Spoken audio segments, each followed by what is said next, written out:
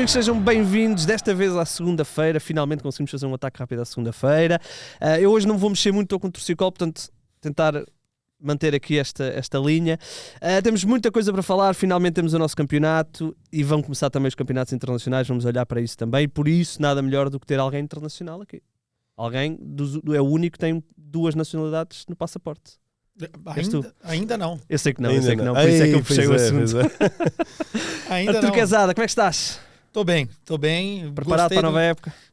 Preparadíssimo, né? Depois das férias, é um pouquinho mais gordo, um pouquinho mais descansado, mas agora é começar, né? Começar uma nova época e com vocês aqui no Ataque Rápido, né? Que me deixa verdade. muito feliz. Muito bem. Muito feliz. Sabes que eu todos os anos, quando vou de férias para fora, levo roupa, porque normalmente os hotéis têm ginásio e eu, nunca lá pus os pés, não conheço um ginásio de hotel. Não, e o pior que eu fui para um hotel agora no sul da Espanha, né? E o ginásio você ainda precisava marcar. Ou seja, é uma dificuldade a mais ainda. Claro, e aí O é que por te isso é que tu não afasta, foste. Não faz sentido nenhum. Eu faço isso com os livros. Também todas as férias levo um livro novo. E lê 2 páginas. Não, 2 não digo, mas nunca chego a meio do livro. A sério? Opa, Mas não, tu tens a desculpa dos filhos. E tu também. Não é só isso. Mas pronto, adiante. Olha, meus senhores, jornada 1 do nosso campeonato está meio incompleta, porque com o adiamento do Porto, o Porto só joga hoje, o Benfica só joga em setembro, ainda temos mais um jogo do Estoril, portanto vamos aqui olhar assim, mais de relance para a jornada. E depois vamos olhar lá para fora, para o estrangeiro. Vamos aqui partir de um ponto dito curiosamente pelo Mr. Jorge Jesus, que diz que Espanha é melhor que a Inglaterra a nível de campeonato. Vamos olhar para isso e vamos tentar aqui também lançar aqui algumas ligas. A inglesa começa já para a semana, a espanhola também, não é? Final de semana. Italiana, Italiano, acho que é só a seguir, não é? A Bundesliga é só a seguir. É só a seguir. Pronto, estão aí a começar, portanto vamos olhar aí para algumas coisas. Mas se calhar começamos pelo Sporting, porque foi o primeiro dos candidatos ao título que jogou. Luís, havia algumas dúvidas, não é? Luís Soares, como é que se ia enturmar naquele grupo? E o adversário, obviamente, tem uma valência diferente do Benfica, mas pelo menos a imagem que ficou foi de um Sporting que foi capaz de explorar as suas novas realidades, mais entre linhas, não tão na profundidade, mas acabou por ser uma vitória até bastante convincente. Bastante convincente, e até podia ter sido por outros números. Acho que, ao contrário do que disse há uma semana, em que disse que esperava mais do Sporting contra o Benfica, apesar de alguns indicadores positivos, neste caso fiquei agradavelmente surpreendido. Claro que o Casa Pia não é um adversário de topo, mas acho que as dinâmicas que o Sporting apresentou foram muito interessantes e validam aqui a opção de Rui Borges, pelo menos para já. Portanto, diria que pelo menos dá para afastar a nuvem de pessimismo que existia, que nós vimos no pós-Supertaça, adeptos a dizer: Rui Borges, por amor de Deus, joga em 3-4-3, porque essa é a tática do Sporting. Não é a tática do Sporting, é a tática do Sporting desde que o Ruben Amorim lá chegou. E acho que Rui Borges, neste jogo, foi vencedor. Agora, precisamos de ver mais consistência deste Sporting, precisamos de ver um Sporting a ganhar maturidade durante agosto e chegar ao jogo frente ao Futebol do Porto num nível suficiente para depois poder ser muito mais agressivo e muito mais capaz de criar oportunidades nesse jogo em casa do que foi contra o Benfica, porque apesar dos vários remates que fez, sinceramente não saí desse jogo com a sensação de muitas oportunidades claras do Sporting. Agora sim, já houve uma avalanche de caudal ofensivo, muito espaço e muita capacidade para encontrar esse espaço por parte de Pote e de Trincão. Trincão faz um grande jogo.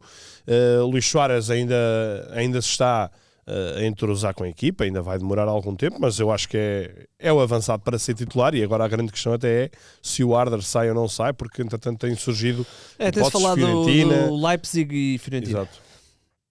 E acho que o Luís Soares está claramente à frente para ficar a titular do Sporting, pelo menos nestas primeiras jornadas.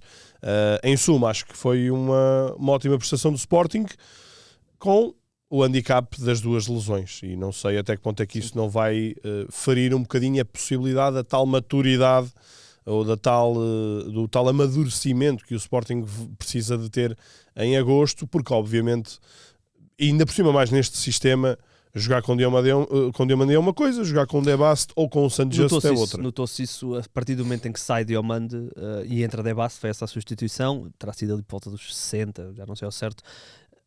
Passou a haver mais Casa Pia. É verdade também o Casa Pia que já está em desvantagem, tem que ir à procura, mas Diomande estava a tirar Cassiano do jogo e a partir dali já não foi bem assim. Casada, notou-se algumas coisas neste Sporting um Sporting pré-Gyökeres, onde jogava muito entre linhas, onde os avançados procuravam a profundidade, mas procuravam a profundidade apenas para afundar a defesa, que era para depois conseguir jogar entre linhas. E a minha dúvida é se não vamos voltar a ter o Pote, neste caso também o Trincão, porque o Trincão depois chega depois, o Pote e o Trincão pré-Gyökeres, porque os números de Pote e do Trincão pré-Gyökeres eram muito bons, especialmente do Pote. E agora não há essa profundidade, porque o Luís Soares não é esse tipo de jogador, é um jogador mais associativo. Podemos, se calhar, voltar a ter um Pote e, por agregado, um Trincão bem mais envolvidos nos golos e nas assistências, não é? Assim, tem que haver vida após Gyökeres, né? Nós temos que olhar para o Sporting e perceber que não será mais aquele Sporting de 2 épocas que tinha um jogador que te entregava 97 golos. Algo muito fora do normal pelos padrões das grandes equipes aqui em Portugal e de qualquer equipe no mundo, né? Então, você precisa encontrar recursos. Agora, eu fico admirado com o imediatismo no futebol, né? Porque depois da Supertaça já nada prestava, Rui Borges já estava sendo questionado, até mesmo por adeptos do Sporting, e depois, agora já é a taberna mecânica, não é? É um time jogando muita bola contra o Casa Pia, que sinceramente não é um adversário que eu vejo com grandes potenciais dentro da Liga Portuguesa. Então, nem no ferro e nem na ferradura. Acho que temos que ter um meio termo. Gostei das dinâmicas e acho que é exatamente por aí, Igor. Eu acho que o Sporting vai potencializar mais o Pedro Gonçalves e o Trincão. Nessa formação, você precisa ter alguém lá na frente mais associativo. E é aí que o Harder perde cada vez mais espaços, porque eu acho que o Harder é muito forte fisicamente, tem um potencial muito grande, é jovem ainda, 20 anos, enfim, e como todo jovem acha que já merece mais do que lhe é entregue, e esse é um grande problema. E o Soares foi contratado para isso, é um jogador mais associativo. Me lembrou em alguns momentos ali, de algumas dinâmicas, o Liedson. Vi outros adeptos falando um pouquinho sobre isso, né? As movimentações em espaço, aproveitar um pouco aquelas pressões meio loucas. Exatamente. E eu acho que pode funcionar muito bem com essa nova característica do Sporting, potencializando mais o Trincão e o Pedro Gonçalves, dividindo um pouco a quantidade de gols que o Gyökeres fazia.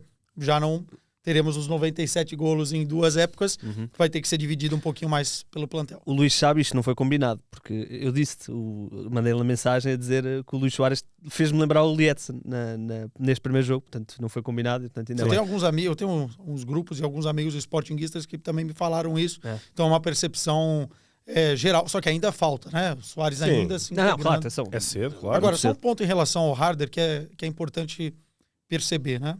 Isso aqui não é uma receita de bolo, em que você vai colocar lá um loirão, alto, forte, nórdico, numa forma já pré-estabelecida e vai ter o mesmo resultado. Então o Harder ele precisa perceber que ele está num estágio muito inferior daquele necessário para ser o titular do Sporting. Hoje o Harder não tem condições de ser titular do Sporting, ele tem condições de evoluir. Só que o jogador hoje em dia, né, Luiz? O jogador hoje em dia ele quer... E acho que na cabeça do Harder era sair o Gyökeres e eu já entro de imediato. O Harder, os números do Harder como suplente no ano passado, e ele foi suplente tirando ali 2-3 jogos quando o Gyökeres teve lesionado ali em janeiro, foi sempre suplente, os números não são maus, marcou mais de 10 gols, fez algumas assistências. Aqui eu acho que aqui a questão é que o Harder a brincar custou 19 milhões de euros, quando tinha 19 anos. Portanto, eu acho que ele sentiu isso, que sai de Gyökeres, vai ser o mesmo modelo. Automaticamente. Renato, como é que estás? Estou bem. Estás bem? Olha, não foi a nossa pergunta nas redes sociais, mas o que é que viste de redes de Sporting? Foi um bocadinho isto, não é? No fim de semana passado, ou na quinta-feira passada, antes desta, de pressão total, e agora o título já está entregue, não é? Eu gostei muito ali da expressão do Arthur, porque eu vi muita gente a chamar este Sporting a taberna mecânica, e adorei. E adoro esse fenómeno do futebol, desse imediatismo. É espetacular. Eu não tinha visto isso da taberna mecânica. É até ao primeiro empate, meu amigo, é até ao primeiro empate. É o Twitter, sim. né? O Twitter ele é brilhante às É, vezes. Eu, por acaso, acho que o Sporting vai já ter um bom teste. Obviamente, continua a ser uma equipa de nível inferior, mas parece-me que este Arouca, que é o próximo adversário, A estreia do novo gostei estádio muito. de Alvalade. Foi dos poucos jogos que eu vi desta primeira jornada. Gostei muito de ver o Arouca a jogar. E há uma coisa, eu sei que queres ir para essas primeiras sensações de campeonato, desde logo eu senti uma coisa que é um bocado normal. Muitas equipas ainda em início de construção, ainda completamente aos remendos, jogadores que não se conhecem, dinâmicas por percepcionar, portanto, senti ainda muita falta disso. E casos de continuidade como o Arouca, O Gil. como o Gil Vicente, embora o Gil Vicente foi contra um Nacional de continuidade, o Famalicão. Famalicão também contra um Mas o Santa Clara. Nacional, mas o Nacional tem um handicap aqui grande. O Nacional, não sei o que é que aconteceu naquela pré-temporada, entrou na época com 9 jogadores lesionados. Pois, pronto, é isso. Novos também jogadores é lesionados. essa questão. Foi um pouco agressiva, né? Se calhar havíamos de repensar esse trabalho. Mas gostei muito de ver o Arouca a jogar. Achei muito interessante. 3 a ser decisivo. A saída do Jason Rameseiro, que era o camisola 10 daquela equipa, vai dar muita. E depois eles foram Vai fazer buscar o soltar alguns Fukui, jogadores. foram buscar um outro nipónico também que também parece muito bom, que faz a assistência para o primeiro golo. A equipa é boa, Portanto, o Sporting aí pode ter um teste, se calhar, de um nível um bocadinho acima, embora continue a ser uma equipa, a meu ver, acessível. Mas já vamos poder ver mais. Vamos também, obviamente, muita expectativa para perceber como é que está agora Alvalade com aquele fosso fechado.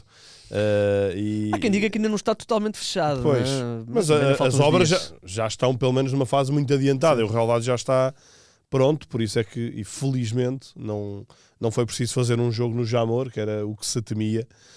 Felizmente isso está resolvido a tempo e o Sporting acabou de anunciar hoje que vai jogar em Alvalade. Sim, havia essa dúvida. O Sporting pediu até para a primeira jornada ser garantidamente fora. Uhum. Jogou Era uma das condicionantes. Era uma do das sorteio. condicionantes, jogou em Rio Maior e, portanto, agora em princípio não, vai ser. O Sporting anunciou há bocadinho que vai ser lá. E agora, desculpa, deixa-me só diz. dizer-te que não é nipónico, é da Coreia do Sul. E é asiático. o Lee Yun-ju. Lee Yun-ju. Ok. Sim, e o Arouca fez a contratação mais cara da sua história, com o Dylan Nandin, que já lá estava emprestado e agora ficou. Foi buscar também um outro avançado, o Barber. Portanto, há aí alguns projetos muito interessantes. Olhando só para rematar a questão Sporting, deste o toque nas lesões. O Sporting está com um problema aqui na ala esquerda, porque vai entrar, saiu o Nuno Santos, já entrou na época, saiu o Nuno Santos, agora o Maxi vai ficar de fora para aí um mês. Uhum. Sobra o Ricardo Mangas, que foi contratado há 4 dias. E que vem de uma ou 5 época dias. em que praticamente não jogou, não é? Vem de uma época Mas, a jogar muito pouco. mas fez a pré-época e era o titular do Spartak nos 2 primeiros jogos. Portanto, Sim, eu até te vou dizer mais, Igor. Acho que é mais preocupante o centro da defesa, por mais parvo que isto possa parecer, mas tem uma explicação. É que vários destes jogadores, eu acho que eles vão ter muita dificuldade em jogar numa dupla de centrais, tendo em conta que eles são claramente jogadores de 3 centrais. Eduardo Quaresma, Debast, enfim, Debast nem acho que alguma vez tenha adaptado muito bem a melhor fase da base foi a média. Foi a média, exatamente, por isso depois, o San Just é de cristal, não é? Enfim, e acho que é um jogador de uma capacidade superlativa, mas com esse grande handicap das lesões. Portanto, sem o Diomandé, acho que o Sporting corre aqui algum risco de, no centro da defesa, ter uma debilidade um bocadinho maior até se poder cimentar, isto pelo menos enquanto o Diomandé não voltar. Portanto, claro que o lado esquerdo inspira cuidados, Mateus Reis ainda está castigado, sim. mas eu olho com maior preocupação para o centro da defesa, sinceramente. E no Brasil já dizem que o Mateus Reis pode reforçar alguma equipe por Sim, lá, né? há 3 jogadores que estão na porta de saída do Sporting, são 3 jogadores que estão em último ano de contrato e teoricamente não são primeiras opções. Um é o Mateus, o outro é o Ricardo Gaio, que em princípio irá para o Corinthians. E o outro é o Sanchez. São 3 jogadores que estão aí. Do Sgaio ainda estou a perceber. Estás contente? Do Sgaio? No teu Corinthians? Os adeptos o Twitter é maravilhoso, como a gente já falou, é cruel, né? Porque quando começa a sair essas notícias no Brasil, os adeptos do Sporting, muitos deles vão lá na página da notícia: olha, não podemos perder esse jogador, né? Não podemos perder o Sgaio, que é brilhante, não se vá, Sgaio. E a gente sabe que o Sgaio recebe um hate muito grande, né, aqui em Portugal por parte dos adeptos. Não é justo, tá? Eu também acho. Eu acho que sempre gostei muito do Gaio no Braga. Agora, a verdade é que ele no Sporting... Ele é um jogador que tem suas limitações. Claro. Né? Mas foi útil durante boa parte de Ele nos últimos 2 anos teve algum azar que também acontece quando o jogador joga tão pouco, não é? Entra, quer mostrar, e ele ficou associado, havia uma trend que era cada vez que ele entrava, cometia um erro que dava golo.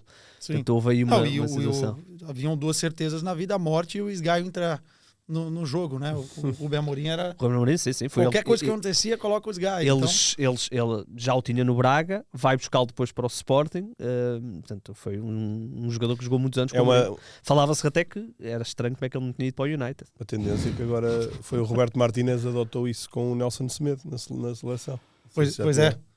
Mas que entra sempre bem, eu volto a dizer isso. E faz funções diferentes. Agora, o mercado está aberto. Eu acho que o Sporting precisa ficar de olho, especialmente nesse eixo dos centrais, porque, como você disse bem, o Sanjus não é confiável, não sei se fica, se vai ser negociado.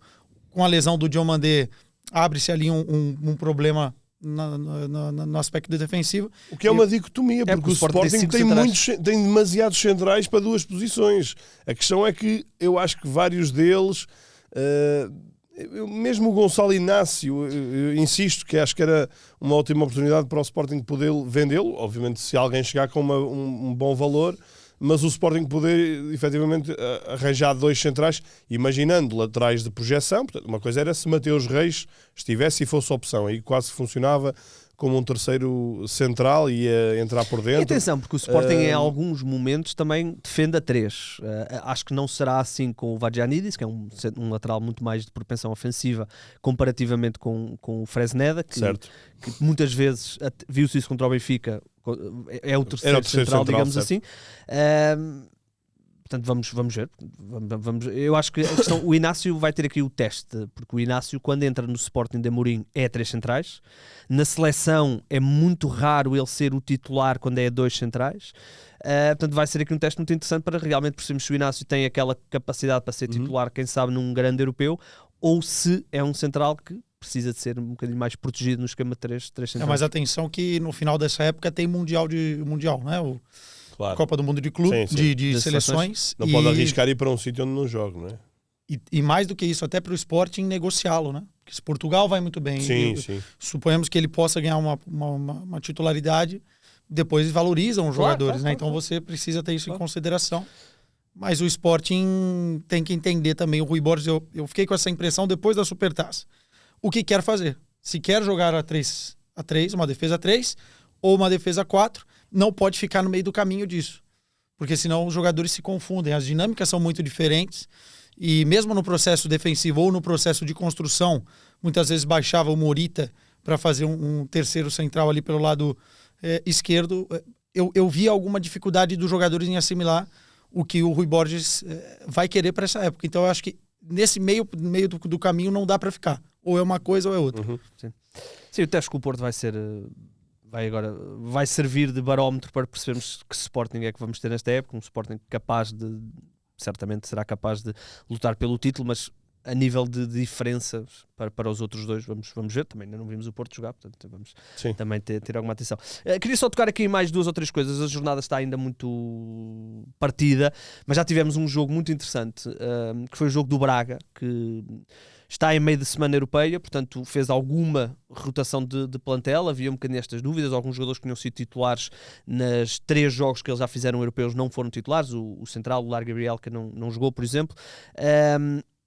Mas de repente temos a melhor exibição do Braga, contra um Tondela que é verdade tem 2 grandes oportunidades antes do Braga fazer o terceiro golo. O treinador do Braga disse que temos 0,4% de hipóteses de ser campeões. A pergunta é: concordamos com isto? É assim, há dados, eu vi dados também, que o Rubén Amorim tem 0,6. De quê? De ser campeão da Premier League. Impressionante. 0,6. Eu diria que nunca seria tão baixo, mas... Eles ficaram em... Eu sei. Mas esses dados Eles vêm de onde? São dados do da Opta. computador Opta? É um Do algoritmo. supercomputador, não? Sim, Não confiem no supercomputador. Muito bem. Sim, confiem nos dados do 00, sobretudo. Então, mas que probabilidade é que damos ao Braga? É assim... Para já, eu estou ainda muito curioso. Ainda não consegui... Portanto, já vi alguns espaços, alguns momentos deste Braga, mas ainda não consegui sentar-me e ver um jogo com mais atenção. Mas estou muito curioso em perceber como é que Carlos Vicens vai arrumar tudo isto, porque já se percebeu, numa fase inicial, ele estava a jogar com um amontoado de médios em todas as posições, inclusive nas alas, e portanto não era nas alas, era um afunilar tal. O Salazar e o Dorgeles, por exemplo, no primeiro jogo, como ala esquerda e ala direita. Exato, contra o CSKA de Sófia. Não foi propriamente uma eliminatória brilhante do Braga, foi ótimo o Braga ter conseguido passar porque... Levski, desculpa, porque passou... Teve em risco, não é? Teve ali em claros riscos. E foi um golo de pontapé de bicicleta. E felizmente conseguiu passar, já se viram melhores indicadores contra o Cluj. Neste jogo contra o Tondela acaba por ser uma vitória tranquila, mas como tu disseste, há as tais duas primeiras oportunidades e o Vicens no final do jogo vem dizer: nós ainda temos muito para melhorar, e não é por acaso. E eu acho que mais do que isso, a questão da defesa ainda continua a ser uma questão. Por mais que tenha vindo o Lagerbilke, o RMB, eu acho que é bom jogador, e o europeu de sub-21 fez-lhe muito bem para ele agora estar com outro tipo de maturidade, outro tipo de confiança acima de tudo. Ornicek eu acho que é um guarda-redes com muito potencial, mas eu sinceramente acho que as coisas... Paulo Oliveira tem alguma dificuldade em ter andamento para o que o treinador também quer, e acho que o Braga ainda precisa de ir às compras por um central para ser titular. Portanto, aqui vejo uma lacuna por preencher no Braga. E depois, acho que tem... As opções de meio campo para a frente são bastante interessantes, são bastante aceitáveis. Ainda não está a jogar o Moscar. Ainda não está, sim. Portanto, aí nem vejo tanta preocupação. Neste jogo nem sequer nem Salazar nem Fran Navarro vão para jogo, nem precisam de ir. Há um miúdo que está a aparecer também, o Sandro Vidigal, que até já se notabilizou. Portanto, vejo aqui bons indicadores, mas sobretudo havendo um Braga a jogar com os laterais a fazerem o corredor, com o Lelo. Uma questão, não é? O Lelo foi uma contratação que até é relativamente sonante, porque é um jogador que estava em boa forma no Campeonato Português, no Caça Pia, esteve na seleção sub-21, chegou-se até a falar de Sportings e não sei o quê, vai para o Braga e vimos-lo a jogar muitas vezes na pré-temporada, a terceiro central. Roger e Víctor Gomes estavam lesionados na pré-temporada, praticamente não fizeram pré-temporada, e este sistema do Braga pede, eu quando vi os primeiros dois jogos, eu olhava e dizia, eles precisam, este sistema pede aqui dois alas, pede aqui dois jogadores para correr, e Roger e Víctor Gomes e eventualmente o Lelo dão isso, e já notámos neste jogo contra o Tondela, jogou o Roger de um lado e o Lelo do outro. Estamos a falar já de uma largura totalmente diferente que deixa de afunilar tanto aquele jogo. Só que eu acho que o Braga ainda está num processo tão grande de se entender como equipe, que fica difícil a gente fazer uma projeção como o supercomputador aí que já projeta tudo, né? Vamos ser realistas. Eu acho que a briga pelo título é muito complicada para um Braga que... Sobretudo num ano em que o Porto investe tanto, o Benfica investe tanto, né? Exato. O Sporting é bicampeão. Fez a contratação mais cara da história. E não é um Braga que mantém uma base de 2-3 anos, é um Braga muito mexido. Essa é a grande questão. É que tu continua... Com Carlos Carvalhal tu vais vendo... Eu acho que Carvalhal o ano passado, a meio da época, começa a preparar esta época. Quando vende o começa Bruma, vende alguns dos jogadores principais, lança o lateral esquerdo, lança o Ornicek na baliza. Definitivamente o Roger assumiu o Roger, o Diego começa a aparecer no meio campo, o Gorbi joga mais vezes, até aparece o patrão, o avançado, e tu começas a ver, ok, ele está aqui a começar um processo, mas depois o processo já não passa por ele. Eu não estou a dizer que isto se calhar até foi tudo planeado, mas eu tenho algumas dificuldades em perceber que o Braga tem esse planeamento tão ao detalhe, e parece-me que foi mais ok, vamos começar outra vez quase do zero a construir essa também é uma dúvida, porque o Braga, vamos ver se não se vai transformar num entreposto de jogadores, porque o Braga faz as contratações mais caras da história, o Dorgeles, o Paulo Vitor, mas são miúdos que nós percebemos que a qualquer momento podem ir para outras paragens. Portanto, vamos ver se há aqui algum projeto, porque se realmente houver aqui um projeto e a partir de agora Paulo Vítor e Dorgeles e o Gorbi forem jogadores para manter, são miúdos de 20 e poucos anos, dá para manter. Vamos perceber se não há aqui um projeto. Sim, mas é isso, na primeira Girona, época... por exemplo, não é? Sim. Pois, exatamente. Só que na primeira época eles ainda estão no período de adaptação ao clube, às dinâmicas do treinador, às dinâmicas dos seus companheiros, as combinações. E eu vejo, se conseguisse manter para a segunda época, para a terceira época, aí sim faria sentido a gente ter essa conversa de disputar o título. Posso falar isso aqui, queimar minha língua, o Braga, né, conquistar um título inédito, mas não vejo por aí. Acho que o campeonato do Braga é tentar se manter nas 4 primeiras colocações. Se as coisas evoluírem muito bem, de repente brigar por competições europeias, mas mais do que isso eu não acredito. Estou curioso para ver o Moscardo, Sim.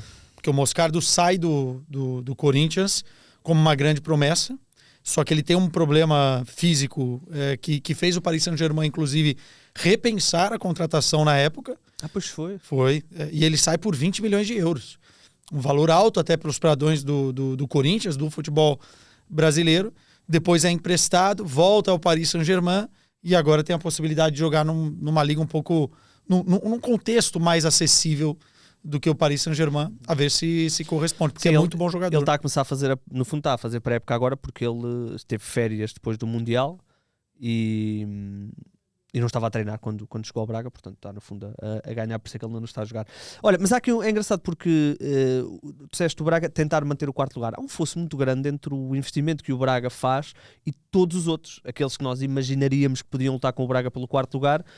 Vitória, Famalicão, Santa Clara, não há comparação, ou seja, há um fosso muito grande entre os 3 grandes e o Braga, e depois há um fosso se calhar ainda maior entre o Braga e os outros. O Braga está sozinho está sozinho ali, está numa posição um bocadinho ingrata, Sim. porque se o Braga não fica em 4º é uma época trágica, mas também não é certo que consiga, precisa que um deles, como aconteceu no ano passado com o Porto, precisa que um dos da frente tenha um mau ano para disputar realmente o lugar, como foi no ano passado o Porto.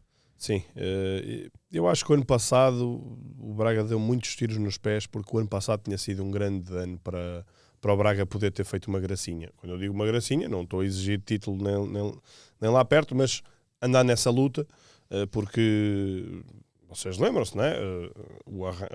O Porto com o Vítor Bruno nunca encantou, o Benfica arrancou muito mal e trocou logo para Roger Schmidt, o Sporting perdeu o Ruben Amorim, de repente abre-se ali uma janela de oportunidade, mas o Braga já não estava lá, porque já tinha vacilado ainda mais. É absolutamente injusto exigir ao Braga que lá estivesse, mas a ambição do Braga faz com que haja frustração por não lá ter estado.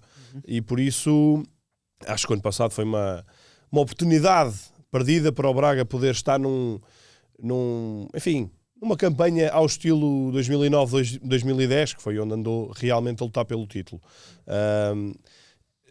Eu continuo a achar que o Braga, sendo essa ilha perdida aqui no meio do campeonato, acho que continuará a ganhar mais em poder meter muitas fichas na Europa. E o Braga, ultimamente, o Braga vai sempre à Europa, mas eu não tenho sentido campanhas como fez há alguns anos. Já nem vou aos tempos da final da Liga Europa, mas lembro que chegou aos quartos de final com o Paulo Fonseca, sim, fez algumas campanhas interessantes e ultimamente não tem conseguido. E o ano passado... que a campanha na Champions não foi mal. Quando vai à Champions com com União de Berlim, Real Madrid, sim, exato, teve perto fez bons jogos. Foi até à última jornada a lutar mas a verdade é que tu vias naquele grupo e pensavas, okay, o Real Madrid e o Nápoles... Não tinha como passar, mas até por isso a projeção foi é verdade, mas eu digo é chegar mais longe, não precisa ser na Champions, pode ser na Liga Europa. E aí o Braga, efetivamente, pode-se agigantar. Sim, no ano passado o Braga desperdiçou algumas oportunidades de jogos na Liga Europa que devia ter ganho. Sim, não tem adversários assim tão inacessíveis. O Braga quase perdia com o Maccabi Tel Aviv em casa. O Braga perdeu em casa com o San Giloase.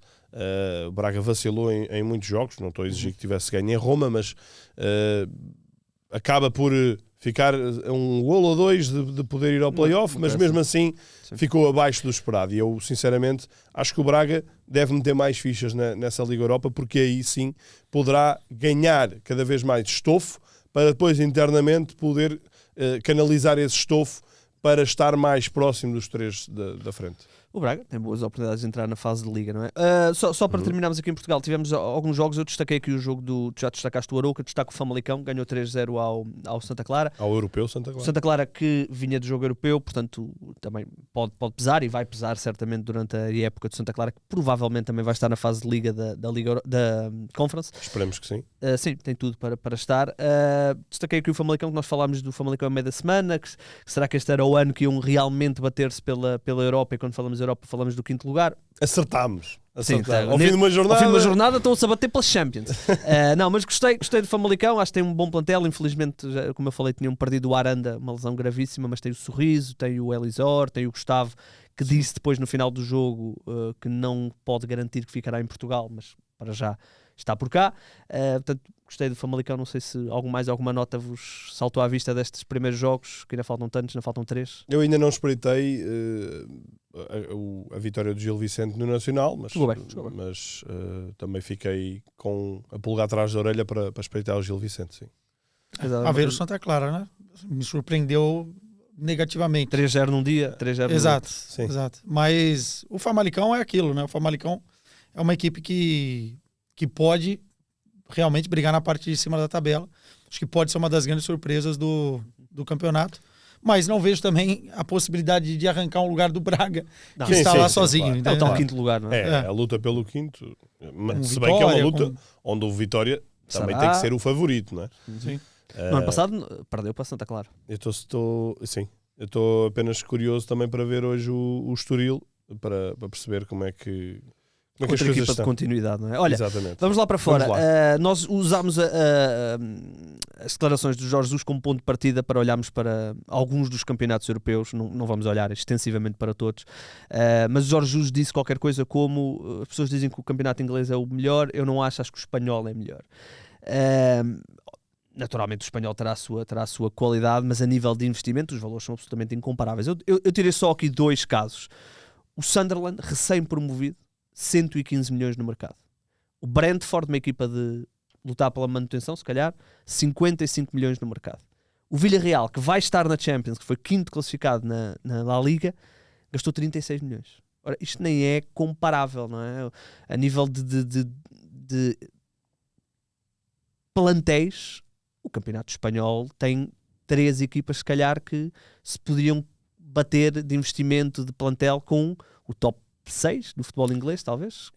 E as receitas também não conseguimos comparar, porque a Premier League ela tem o dobro de receita anual do que tem o Campeonato Espanhol.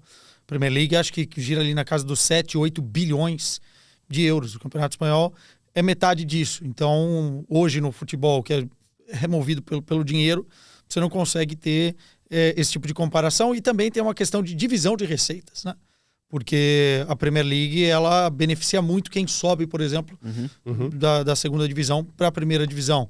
Não tem corrido bem, porque na Premier, nas últimas 2 épocas, os 3 que tinham subido desceram. Porque gastam mal.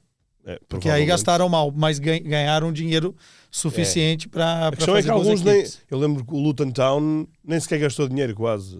Pois. Só recebeu jogadores emprestados. Eles também tinham um estádio muito... Tem caso a caso e também tem a distribuição depois, mas não dá para desconsiderar essa questão das receitas. O que eu entendi do Jorge Jesus... Primeiro que o Jorge Jesus já tem um amor antigo com La Liga.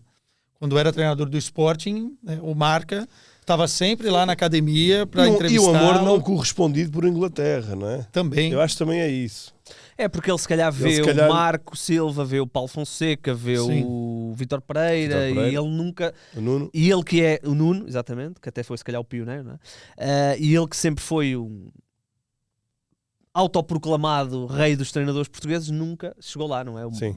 Mas aí também tem uma questão linguística, né? É verdade, não, é verdade. Mas eu acho que isso é que tem a ver... O Jorge Jesus nunca se pôde vender a Inglaterra. Exatamente. Por causa disso, não é? Mas ele mesmo sabe disso, ele mesmo diz isso. O mercado inglês, você necessita... O Scolari esteve lá. Mas teve quanto tempo? Tá bem. E não conseguia se comunicar com Inclusive, eu conversei com o Brendan Rodgers, que foi auxiliar do Scolari na Inglaterra, no Chelsea. E o Scolari vai para lá logo depois, na sequência de Portugal, com muita moral. Só que o Brendan Rodgers me disse, em entrevista recente, era treinador do Celtic contra o Bayern de Munique, me disse que uma das coisas que realmente fez com que não desse certo foi a língua.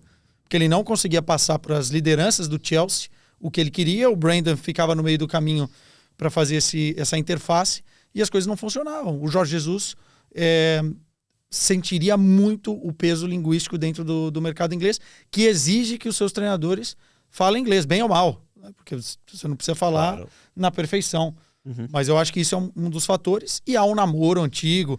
O Atlético de Madrid já olhou para o Jorge Jesus com alguns olhares para substituir o Simeone. Era uma intenção também do próprio Jorge Jesus dar o salto de Portugal para o futebol espanhol. Então acho que vai mais por aí. Não sei se ele... Acredita mesmo no que está a dizer. Se ele quis dizer que em termos de qualidade, apesar dos estilos serem diferentes.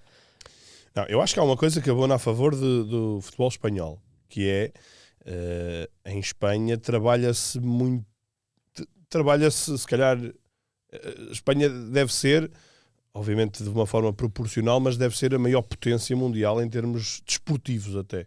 A Espanha tem uma capacidade em toda a linha, não é? No ténis, na Fórmula 1, no basquetebol, basquete, ou seja, consegue formar campeões numa escala muito grande. E no futebol, a Espanha, se olharmos para o século XXI, se calhar podemos estar a falar da maior vencedora do século XXI, em termos de seleções. Sim, então eles tiveram aquela fase onde são campeões da Europa, campeões do mundo. Eles têm três europeus e um mundial. Eu não tinha isto preparado, portanto estou a falar de cabeça. Não sei se estou a falhar alguma coisa, mas eles ganham em 2008, certo? 8, 12 e 24. E 2010 ganhou o Mundial. Bem, eu não. A França tem. A França o tem Mundial tem 2018, o Euro 2000, o Euro 2000, se quisermos incluir. E o Mundial 2018, sim. Não está errado. A Espanha realmente nesse século. Eu acho que sim. Eu também não. Temos uma boa Alemanha também. Dei-me uma margem, sim, mas a Alemanha já está em crise há algum tempo. Sim. Dei-me aqui uma margem, mas eu diria que a Espanha é uma potência brutal. E, por exemplo, em comparação com a Inglaterra, os clubes ingleses têm apostado também muito nas suas academias, na sua formação, mas é também com muito jogador que eles cada vez mais cedo vão buscar a outros lados. Enquanto que em Espanha se criam também muitos jogadores que se calhar, por exemplo, em comparação com Portugal, até tecnicamente podem nem ser jogadores até com o mesmo nível, mas as fornadas são muito maiores, há muito mais qualidade e são jogadores com um ADN, com uma fúria no bom sentido, que apetrecham aqueles clubes de média tabela, os Getafes, os Villarreal, o Villarreal um bocadinho mais alto, mas Sevilhas, enfim, são clubes que estão constantemente a serem injetados com jogadores espanhóis. Inglês, nós ainda não estamos bem a ver, mas o futebol inglês teve aquela sequência de ganhar sub-17, sub-19, sub-21. Portanto, esta geração que está agora a entrar, o próprio Declan Rice, agora esse já está mais afirmado, mas o Cowell, que infelizmente se lesionou agora pelo Chelsea. Portanto, esta geração inglesa também pode começar... As seleções jovens inglesas e francesas, nos últimos anos, têm dado um pulo muito grande, porque a Espanha era completamente dominadora.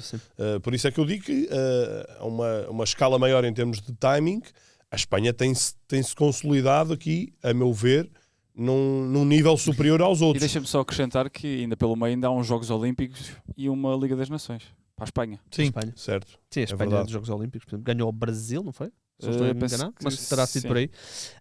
Não, mas aí é um ponto que... Mas isto, atenção, o que eu estou a dizer não invalida que eu não concordo com Jorge Jesus. Eu estou a tentar percebê-lo, mas não concordo. Contra a França. França. Sim, eu acho que é mais pelos estilos, né? A Espanha se joga um futebol diferente do que se joga na Inglaterra, especialmente nos médios, né? A intensidade é diferente. A intensidade também é diferente. Agora, uma coisa é seleções, informação de jogadores. Outra coisa é a capacidade financeira de você montar esquadrões com jogadores do mundo inteiro. Sim. Eu acho que a Espanha perdeu um pouco isso e agora está a retomar os holofotes por conta de um período de 3, 4 anos ter perdido grandes players, né? Sim. Perdeu o Neymar, perdeu o Cristiano Ronaldo, perdeu o Messi. O fim da rivalidade de Ronaldo e Messi, acho que também tirou um bocadinho de holofotes. O foco estava muito no Barcelona e no Real Madrid. Exatamente. E o Atlético portou-se muito bem nesses anos também, portanto... Mas a tendência agora é voltarmos a termos isso com Lamine Yamal, pois, mas eu não... com Mbappé, Real Madrid, com recheado de mas jogadores. eu não sei se o futebol inglês já não está num patamar... Podemos dar aqui um exemplo e podemos saltar, pois nós vamos à Espanha, mas agora saltamos aqui ao futebol inglês. Os valores que se estão a gastar no futebol inglês são são tão astronómicos que eu não sei se mesmo que o Real Madrid e o Barcelona consigam criar uma nova rivalidade histórica como criaram naqueles 10 anos Messi e Ronaldo, eu acho que mesmo assim eles vão ficar a perder, porque o Manchester United, e foi a nossa pergunta e já vamos ouvir as respostas, mas o Manchester United gastou 230 milhões de euros em 3 jogadores, todos para a frente, todos cavalos de corrida para jogar, e não é candidato ao título. e não é candidato ao título. Sim, sim. Não é? O Liverpool fez quase uma super equipa com a chegada do Kerkez, do Frimpong, do Wirtz, agora eventualmente do Isaac, o Ekiteke. Portanto, o Real Madrid contratou Carreras, o Yusen, o Alexander-Arnold e o Mastatuono. O Barcelona não contratou ninguém à exceção do guarda-redes e do Rashford. Não, a nível de contratação, e não é só, a gente está falando dos times de topo, né? A Inglaterra tem o quê? 5, 6 equipes que têm essa capacidade financeira de fazer frente para Barcelona e Real Madrid. Uhum. Nós não estamos falando só disso. O ponto é que há um gap muito grande, eu acho, de Real Madrid e Barcelona, mesmo para o Atlético de Madrid, que na época passada fez sua maior época em termos de contratações. Sim, com o avançado... O Gallagher, com o Alvarez. Com o Álvares, enfim. Sim. Mas há um gap muito grande de Real Madrid e Barcelona em capacidade financeira, e Atlético de Madrid, que ronda um pouquinho aquilo que a gente falou do Braga, né? A partir daí não tem comparação. Não tem comparação. Essa é que é a questão, que o campeonato espanhol é um campeonato mais desequilibrado do campeonato inglês em termos de estofo financeiro.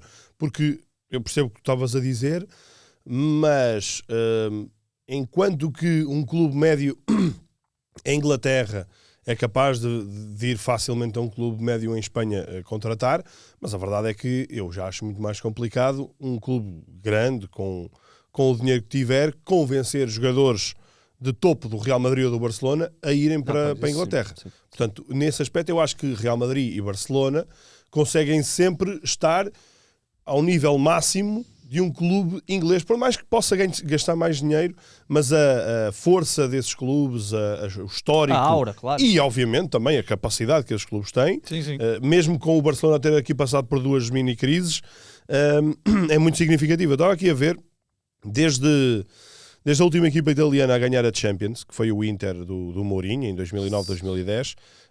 Lá vai tempo. A Champions foi ganha... 8 vezes. Pois, mas o Real teve aí 8 vezes por clubes espanhóis, 4 vezes por clubes ingleses, 2 pelo Bayern e 1 pelo PSG. Portanto... Pois, mas é o que nós falámos, não é? O fim... Espanha tem mais de metade. Sim, mas foi aquela... Eu acho que terá sido, do que eu me lembro, a melhor fase da história da La Liga. Foi aí, coincide com isto, não é? É o Real Madrid, que ganha dessas 8, ganha que 5? 6. E é o Barcelona de Messi, portanto... E agora isso já não existe. E vamos ver se vai renascer com o Mbappé e com o Yamal. Sim, a capacidade nos últimos 10 anos, se eu reduzir a 10 anos, já não é tanto, é verdade. Tu tiveste uma época em que o 11 do ano da FIFA era só jogadores da La Liga. Era. 2012. Sim, claramente. Era toda a gente Real Madrid e Barcelona, e tinhas o Falcão na frente. O Falcão.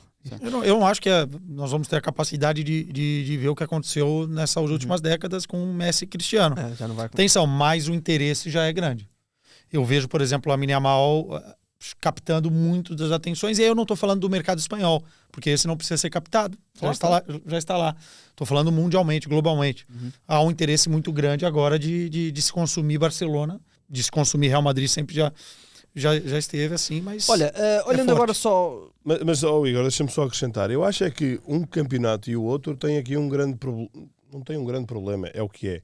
E os campeonatos são assim, e o risco é que normalmente isto acontece. Mas Eu acho que já há muito, e se calhar a exceção até foi a La Liga deste último ano, mas há muito que nós não vemos campeonatos realmente renhidos até ao fim, nestes dois maiores colossos. É verdade. Este último ano é um ano completamente atípico em Espanha, porque o Barcelona dispara, mas depois de repente não ganha a ninguém, tem ali uma fase ali na altura do Natal, e o Real Madrid dispara, mas depois o Real Madrid também para de ganhar. Não é uma coisa de vão ali taco a taco, é uma questão de momentos, e depois o Barcelona acaba por ganhar com larga margem. A Inglaterra, pelo menos nos 2 últimos anos, foram 2 passeios. O Liverpool passeou, ganhou muito cedo, o City tem ganho com relativa facilidade. É verdade que houve um ano que o Arsenal andou a morder os calcanhares, mas na verdade sentia-se que mais cedo ou mais tarde o City ia lá chegar. Foi um mau arranque do City, mas que depois recuperou rápido. E por isso, estes campeonatos, mesmo sendo onde estão os principais jogadores, a meu ver, são campeonatos que, para quem está de fora, não trazem aquele interesse louco que nós muitas vezes tínhamos para ver uma competitividade até ao fim, porque muitos deles resolvem-se rápido. Nós, nas Big Fives, só a Liga Italiana é que tem dado essa emoção, porque França é o que é, certo. Alemanha, por acaso o Leverkusen entrou-se, mas já voltou à normalidade, e depois a Inglaterra, City tem dominado no ano passado Liverpool, e no outro ano o Real e o Real especialmente, e o Barcelona quando foi campeão também. Olha, mas focando aqui em Inglaterra, há um nome que nós temos aqui que falar, eu já dei aqui o toque, o Ruben Amorim no Manchester United. Fizeram apenas 4 contratações, sendo que a quarta é um miúdo de 18 anos mexicano. O Diego León. É mexicano? Sim. Acho que é mexicano. Se pudesse só confirmar. São 230 milhões em 3 jogadores para a frente, é o Mbeumo, o Chesco e o... Não, Paraguai, desculpa. Paraguai? Sim. Mas é 18 anos, não é? 18 anos. 18 aninhos. Quem foi o outro que eles contrataram? Chesco, Mbeumo e Mateus Cunha. Mateus Cunha, exatamente. Que foi logo no início, por isso foi logo que... no início, exatamente. São 230 milhões. A minha pergunta é, qual é a margem que o Ruben Amorim tem? Porque no ano passado eles ficaram na primeira posição acima da zona de despromoção, que é, ou na primeira ou na segunda, mas acho que foi na primeira, o que é inacreditável.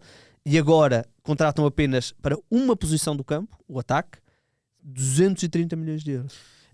Tem o Manchester United passa um grande problema, porque muitas vezes ele olha mais para o mercado interno da Inglaterra, e existe uma taxa da Inglaterra a se pagar, né, que supervaloriza o preço dos jogadores. O Mateus Cunha custar 70 e tal milhões. Exatamente. Uma Mbeumo custar 70 e tal milhões Exatamente. É loucura, total. Então acho que o Manchester United paga por isso, e também paga por saberem que o Manchester United tem dinheiro para isso. Então os jogadores... É engraçado porque eu digo isso no mercado flash, que há uma taxa Manchester United, porque quando um jogador vai para o Manchester United vai sempre 10 milhões mais caro do que quando vai para outros lados. Soma-se a isso a taxa da Inglaterra, que a negociação entre eles lá na Inglaterra são sempre maiores os valores do que realmente deveriam ser.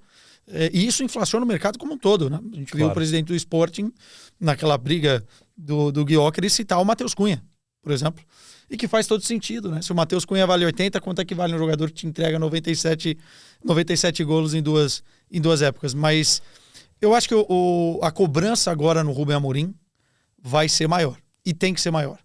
É a segunda época, é a época que ele teve uma pré-época para trabalhar, enfim, tem o dinheiro para contratar, tem feito contratações pontuais, e agora já se vai cobrar dinâmicas diferentes. É inadmissível, e o próprio Ruben Amorim fala sobre isso, o Manchester United ficar brigando ali na 12ª colocação do campeonato inglês. Com esse dinheiro, com a camisa que tem, e para que o Ruben Amorim foi contratado. Então acho que agora sobe a fasquia, sobe o sarrafo. Sim, agora é que ele tem que mostrar o que vale, não é? Sim. E houve muito trabalho invisível, eles agora mostraram um novo centro de treinos e que está completamente diferente, mas enfim, estamos a falar de um clube que para a final da Liga Europa houve aquela polémica, não sei se vocês se lembram, de que dos ingressos não conseguiram bilhetes para as famílias, portanto um nível de amadorismo que não faz sentido nenhum num dos clubes mais ricos do mundo. Em parte, Cristiano Ronaldo estava certo naquela entrevista. Sim, claro. Entretanto, já houve jogadores que saíram do United e confirmaram parte das alegações, digamos assim, do Ronaldo. Sim, Mas sim. parte das alegações eram em relação ao próprio centro de treinos, que agora foi reformado. Precisamente. Então acho que há uma evolução, né? Não, havia muito essa questão do United estar parado no tempo e, portanto, houve um trabalho que foi muito mais do que contratar 3 jogadores. Foi um trabalho invisível que poderá dar outro tipo de capacidade também à equipa. Mas eu, sinceramente, do que eu via do United no ano passado, e também conhecendo estes 3 jogadores, porque estou familiarizado com o que joga cada um deles, acho que vai ser da noite para o dia.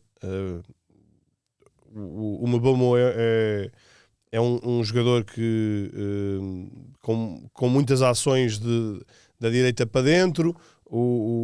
Acontece exatamente o mesmo do Mateus Cunha do lado oposto. São jogadores de protagonismo, são jogadores que assumem, e depois o Chesco é um batalhador gigante. Normalmente diz que os avançados amadurecem mais tarde, e ele tem amadurecido com relativa velocidade. Eu lembro-me dele no início do Leipzig e também evoluiu bastante nos últimos 2 anos. Portanto, desde logo acho que aquela falange de jogadores que andavam ali meios que a ver se conseguiam as suas oportunidades com o Ruben Amorim estão condenados ao insucesso. De Garnacho a Højlund não me parece que sejam jogadores. Eu acho que são todos vendáveis nesta altura. Mas não, mais o Garnacho, né? Sim, na parte comportamental deixa muito a desejar. E o Højlund na parte de jogador mesmo. Sim. E lá está, o Højlund custou 80 milhões. Tudo custa 80 milhões para o Manchester United. Parece que é a taxa do corte. Né? Menos de 80 nós não vamos lá. Eu vou-vos dizer que, num campeonato parece parvo dizer, mas quase que diria que muito do sucesso do United este ano vai depender do primeiro jogo, que é um jogo em casa com o Arsenal. É a primeira demonstração efetiva de United novo de Ruben Amorim. A seguir tem 2 jogos que, na Premier nenhum jogo é fácil, mas vai à casa do Fulham, recebe o Burnley antes da paragem. Estamos a falar dos 3 primeiros jogos. Se o Ruben Amorim ganha estes 3 jogos, eu acho que é um embalo decisivo antes da paragem das seleções, porque depois vem City fora, Chelsea em casa, logo ali duplo impacto. O United tem uma vantagem, curiosamente o Amorim capitalizou muito bem no Sporting, que não joga a Europa. Não joga a Europa. Precisamente. Portanto, vantagem. É verdade. Mas vamos ver. Ainda jogou no Sporting, mas perdeu logo. Fizeram de propósito para poder ser campeões. Olha, deixa-me só tocar aqui para terminarmos, no City. Depois de um ano que correu-lhes mal, que até se discutia, chegou-se a discutir a continuidade do Guardiola, o City faz aqui um rejuvenescimento do plantel com o Nouri, com o Trafford, com o Cherki, o Reinders, não é assim tão novo, mas é também um rejuvenescimento do plantel. Perde o De Bruyne, uma instituição. Já encostou aqui o Grealish, provavelmente vai para o Everton, mas estou curioso para ver este novo Manchester City, porque normalmente quando vemos assim um rejuvenescimento do plantel, o treinador vai também embora, e neste caso não estamos a falar de um treinador qualquer. Ele já disse que quando terminar o seu contrato daqui a 2 anos vai fazer uma pausa, mas estou curioso para ver que City é este, não é? Vai na onda do Klopp, né? Fazer uma pausa. Uma pausa o Klopp não voltou, não é? Agora foi para diretor técnico. Exato. Né? Nem ele sabe muito do bem grupo Red Bull. o que ele faz no Red Bull. Mas o ponto é que... Faz a publicidade da Trivago. Ainda há o mercado está aberto. O Savinho, por exemplo, a informação é que o City está negociando com o Tottenham nesse momento. Então, estou muito curioso para ver. Não é este ano. João Palhinha. O Thomas Frank está a construir de base.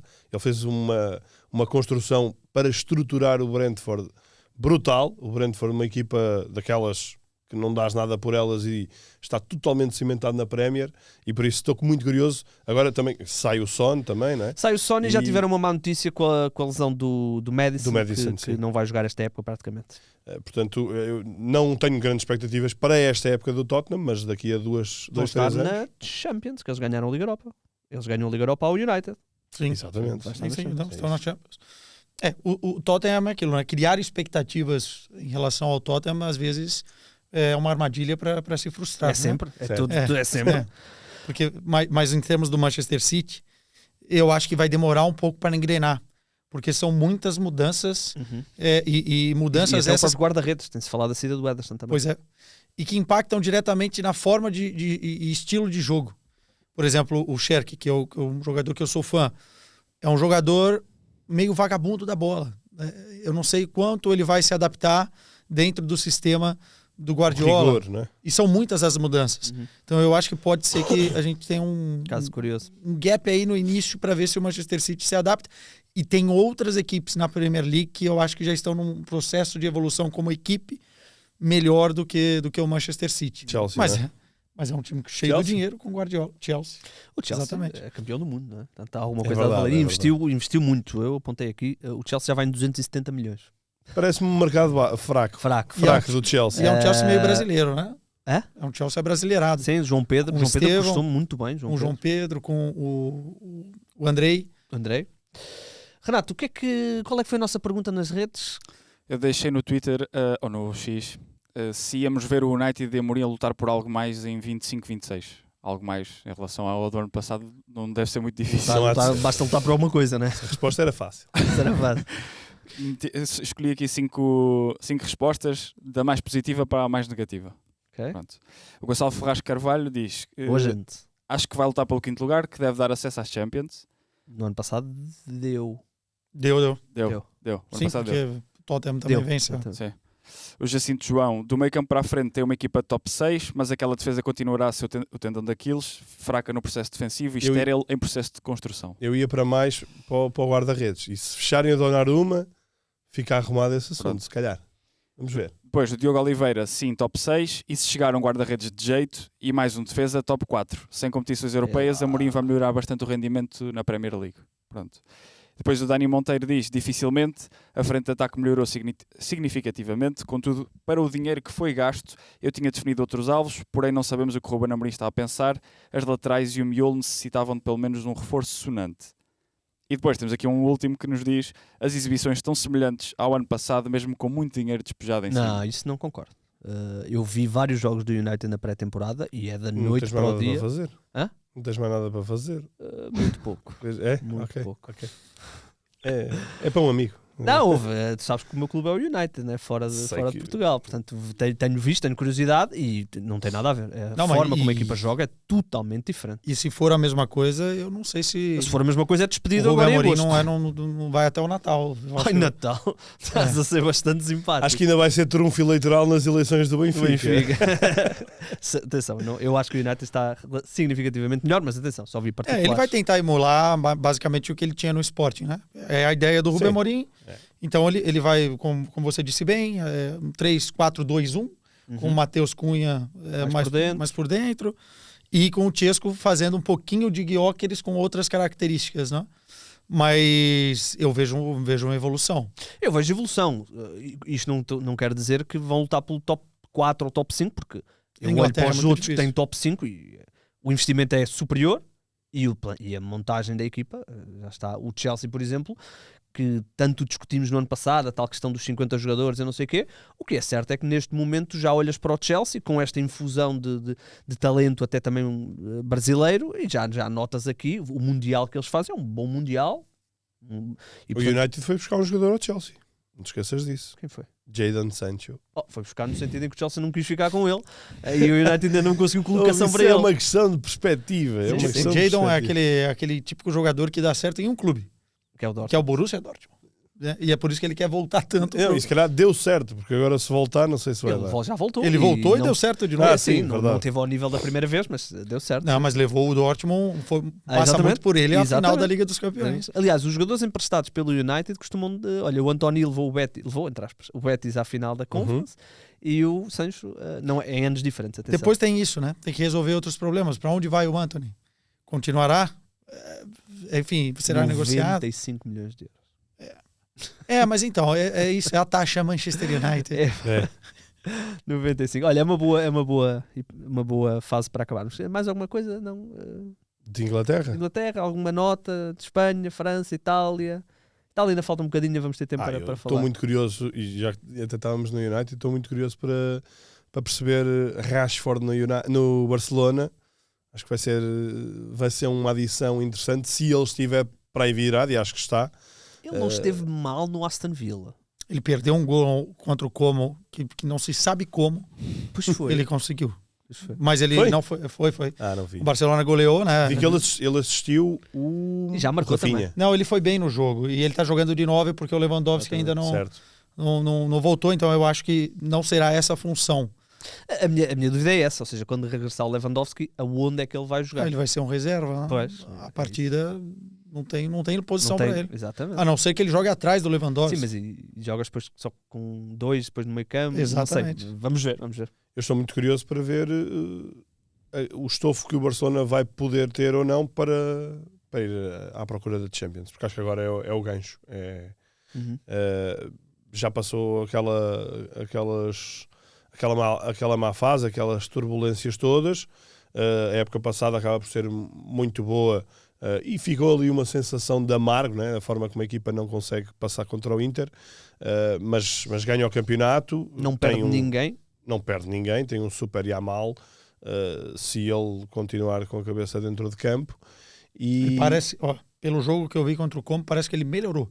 Melhorou. Está mais forte fisicamente, tomando melhores decisões. É um jogador. Ele brutal, cresceu. jogador Ele fabuloso. cresceu do início da época passada para esta época, cresceu tipo 7 centímetros. Sim, sim. Ele está com 1,82 m. Exatamente. O que era preocupante, porque é um jogador muito alto, geralmente tem um centro de gravidade Claro, Sim, muda, pior claro, e é claro. para ele para driblar, né? Mas ele tinha 17 anos, portanto é normal que ainda estivesse na sua A idade de crescer, crescer, claro. não é? Sim. Eu entrevistei algumas vezes na época passada e realmente ele está alto. Alto. Parece um adolescente. Cada vez que ele chegava, tu cresceste. Com aquele cabelinho dele de macarrão instantâneo. Mas bem, vamos ver tem o- Supercopa da Europa essa semana. Pois tem, exatamente. Vai ser um bom jogo. Paris Saint-Germain e Tottenham. Não é isso que estava a pensar, o sítio, eu recentemente, o sítio onde É o vai Udine. ser. Exato, eles foram jogar para o Udine. O Dine. Udine. E É. para chegar em Udine, é preciso passar por Vais Veneza. lá? Não, não vou. Ah. Não vou. Essa vou falhar. Teremos representantes da TNT Sports Claro, com outra equipe. Carol vai em todos, né? Nossa cinegrafista, um beijo para ela. Tá em sempre todos todo os lado, jogos. sim, Tá sempre. Tá sempre a todo Ela não lado. faz Portugal. Que ela só gosta dos Real Madrid e Manchester City. Muito bem. Muito bem. Mais alguma nota? Feito. Feito. Para mim, feito. Não queremos falar de França, acho que é este França- ano que o Paris Saint-Germain perde o título. Perde o título europeu. O europeu é capaz de perder. Olhem, vamos embora. Renato, depois não temos desenterrado. Não temos desenterrado. Não sei se, acho que ainda é precoce falar sobre quão bem posicionado eu estou no apostase deste arranque, não é? Sei que Não, tu ainda- mas podemos falar, porque eu estou em tu primeiro. ainda não estás em primeiro, estou a dizer do ataque. Ai, do ataque. Era genial tu ganhares o do ataque. Isso era genial. Eu não fiquei muito longe de ganhar o do futsal no ano passado. Pronto. Na Mas nossa- eu ainda na não nossa- usei o O que o Luís está a querer, é exato, é isto que ele ia Eu ainda dizer. não joguei o meu joker. Eu estou e tu em já. primeiro na nossa liga. Na nossa liga eu estou em primeiro. Só que eu já usei o Joker e o Luís ainda não. Pronto. E Mas o por teu isso- Joker, que se bem me lembro, é no Benfica. É. Quando chegar a setembro já o Benfica. Não, mas eu ainda posso mudar as coisas até Não, lá. já o Eu Joker posso, já não. Posso meter o Joker na derrota do Benfica. Atenção. Ah. Não é? É só uma questão de Diria acertar. que não vais fazer isso. Mas não, Desafio-te à a fazer isso. Imagino que sim. Imagino que sim. Mas muito surpreendido porque praticamente dobrámos o número de participantes do ataque. Foram buscá-los ao mercado. O ano passado Esse mercado não eram ficou tão 423 e este ano já vamos com 700 e muitos Uhum. só da nossa mini-liga. Portanto, muito bem. E espero que... E a nossa mini-liga dá prémio. Dá prémio, dá. Dá prémio. Se bater 1000, vocês precisam encontrar alguma forma de comemorar ou presentear os. Se bater 1000, precisamos de alguém aí a patrocinar prémios. Isso aí é certinho, da nossa liga pública. Está feito. Está feito. Casada, voltamos-nos a ver daqui a uns tempos. Estaremos sempre agora nessa época Nessa época. Muito bem. Bem, vamos embora. Isto foi uma grande discussão, o catchphrase para o ataque para fechar. Eu tinha uma genial, mas não foi aprovada, que era o ataque rápido não precisa de catchphrase, era assim que eu ia terminar, mas disseram-me que não. Eu não te disse que não. Não estou a falar de ti. Não estou a falar de ti. Tu deste-me o não que eu deveria ter dado logo no momento, mas a minha namorada que não gostou dessa. E então o acordo é portanto, concessões e tal, e o ataque agora vai terminar todos os episódios assim. Todos os ataques rápidos têm um fim.